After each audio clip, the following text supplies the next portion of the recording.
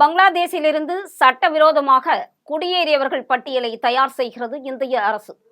தலைநகரில் சட்டவிரோத பங்களாதேஷ் குடியேறியவர்களின் பிரச்சனையை தீர்ப்பதற்கான முயற்சியின் ஒரு பகுதியாக முறையான ஆவணங்கள் இல்லாமல் டெல்லியில் வசிக்கும் சுமார் 175 நபர்களை டெல்லி காவல்துறை அடையாளம் கண்டிருப்பதாக தகவல் வெளியாகியிருக்கின்றது.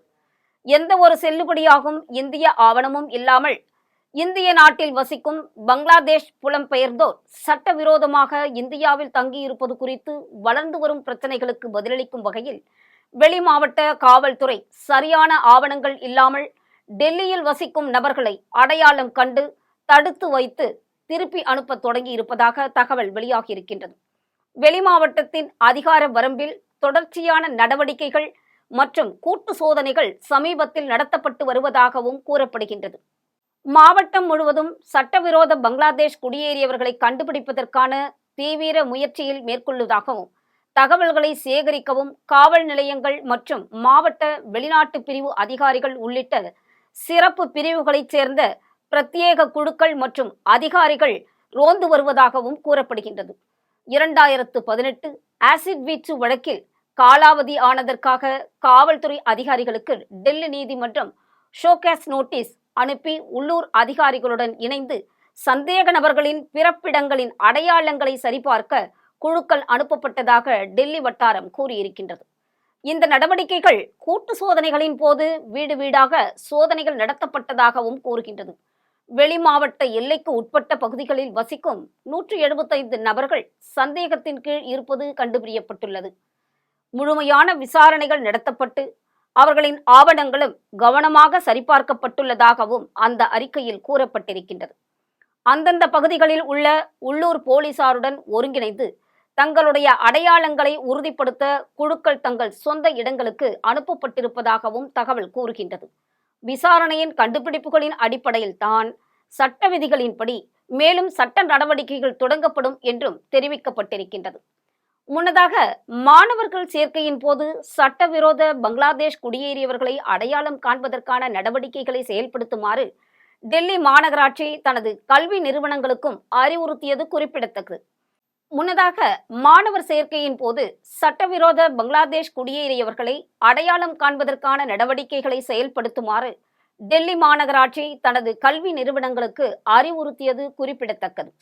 சட்டவிரோதமாக குடியேறியவர்களுக்கு பிறப்புச் சான்றிதழ்களை வழங்குவதை தடுக்குமாறு MCD தனது சுகாதாரத்துறைக்கும் அறிவுறுத்தியிருக்கின்றது. அது மட்டுமல்ல, பங்களாதேஷிலிருந்து சட்டவிரோதமாக குடியேறியவர்கள் குறித்து வங்காளத்திற்கு ஹிமந்தா சர்மாவின் வேண்டுகோள் விடுத்திருக்கின்றார்.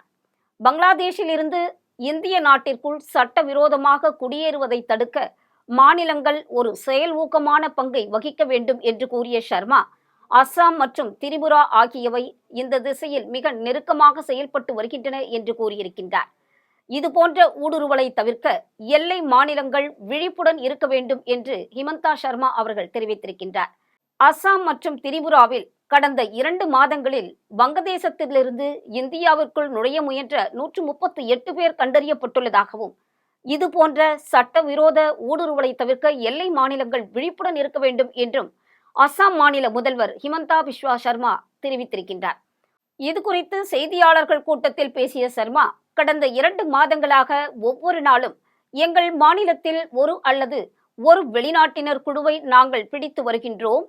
அடிப்படையில் பார்த்தால் இந்தியாவிற்கும் பங்களாதேஷிற்கும் இடையிலான நுண்ணிய எல்லை காரணமாக BSFின் சிறந்த முயற்சி இருந்த போதிலும் சிலர் இன்னும் நம் நாட்டிற்குள் வருகிறார்கள், முயற்சியும் செய்கிறார்கள். பங்களாதேஷில் இருந்து நம் இந்திய நாட்டிற்குள் சட்டவிரோதமாக குடியேறுவதை தடுக்க மாநிலங்கள் ஒரு செயலூக்கமான பங்கை வகிக்க வேண்டும் என்று கூறியிருக்கின்றார்.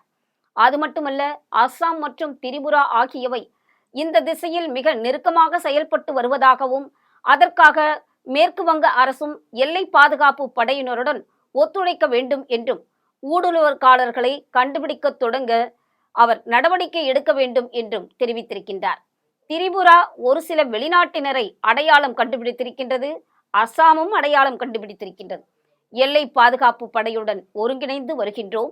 சில நேரங்களில் மக்கள் ஒரு கூட்டு நடவடிக்கைகள் மூலம் அடையாளம் காணப்படுகின்றார்கள். சில நேரங்களில் BSF மற்றும் சில நேரங்களில் மாநில காவல்துறையினரால் அடையாளம் கண்டுபிடிக்கப்படுகின்றார்கள். இது ஒரு ஒருங்கிணைந்த பயிற்சி என்றும் சர்மா கூறியதாக கூறப்படுகின்றது. ஒவ்வொரு மாநில அரசாங்கமும் விழிப்புடன் இருக்க வேண்டும்.